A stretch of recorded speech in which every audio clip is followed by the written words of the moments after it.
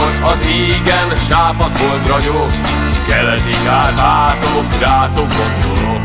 Hol édesebb a bor, és barnább a kenyér, azt a kicsiny földet nem adná semmiért. Ő nem panaszkodik, csak ül csendesen, várja, hogy hazája kebli megpihenhessen.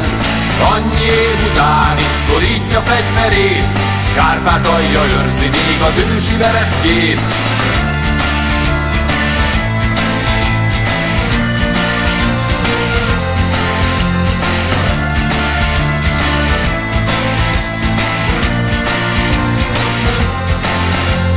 Sújtott a éjség, már enyhíj robot, 100 meg 100 testvérünk halálba gyalogolt. Most könyvből keserű, hal a torca vize, fehér habja a sok kint magába temette. De nem panaszkodik, csak ül csendesen, várja, hogy hazája kebli megpihenhessen.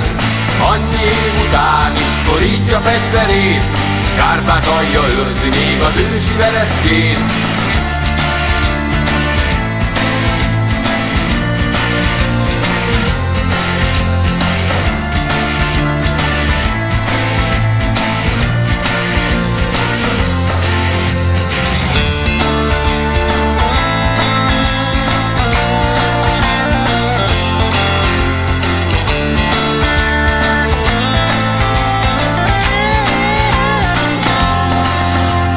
Hallgatom a fájó körte muzsikát, magam előtt látom a magyar Golgotát. Találkozunk mi még, nem hal meg a remény, találkozunk mi még a vad Kárpátok tetején. Ő nem panaszkodik, csak ül csendesen, várja, hogy hazája kebli megpihenhessen.